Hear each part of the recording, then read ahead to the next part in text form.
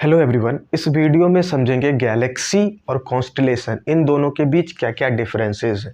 Galaxies में अगर बात करें, जिस गैलेक्सी में हम लोग रहते हैं उस गैलेक्सी का नाम है मिल्की वे गैलेक्सी और ये एक स्पाइरल गैलेक्सी और इसके अलावा एक और Galaxy Andromeda Galaxy.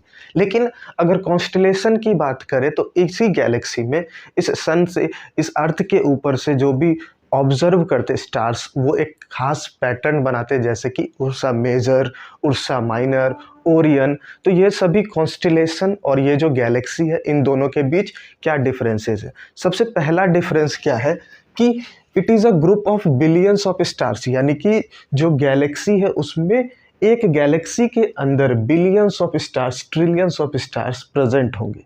But in case of constellation it is a group of only few stars.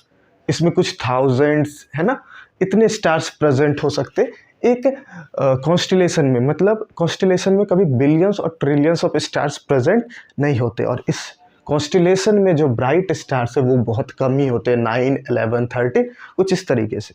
Next difference is it does not form a fixed pattern, यानी कि गैलेक्सी में जो स्टार्स प्रेजेंट है वो कोई फिक्स्ड पैटर्न फॉर्म नहीं करते।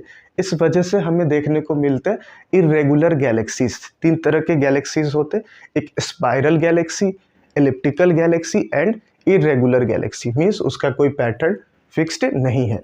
लेकिन अगर कॉन्स्टलेशन की बात करें तो इस कॉन्स्टलेशन में stars are arranged in definite pattern to form a recognisable pattern, यानी कि ये जो स्टार्स प्रेजेंट होते हैं कॉन्स्टलेशन के अंदर वो कुछ एक फिक्स्ड कोई शेप फॉर्म कर रहे होते हैं। जैसे बियर का शेप हो सकता है ना, जिसके नाम पर उर्सा मेजर है, उसके साथ वो एक पोलर बियर हो सकता है, या फिर हंटर का शेप करे, ठीक है, या फिर किसी क्वीन का शेप करे।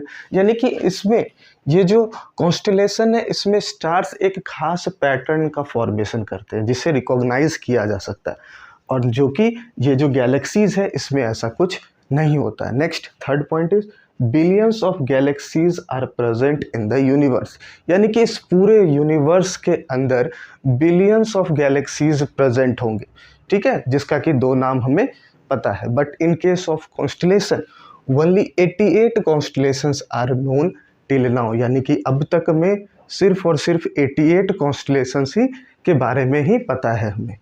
और next, very few galaxies are visible to the naked eye, यानी कि अगर कोई अपनी आंखों से गैलेक्सीज को देखना चाहे तो शायद एक भी गैलेक्सी ना दिखे हमारे गैलेक्सी के अलावा, या मैक्स टू मैक्स एक गैलेक्सी देख सकता है।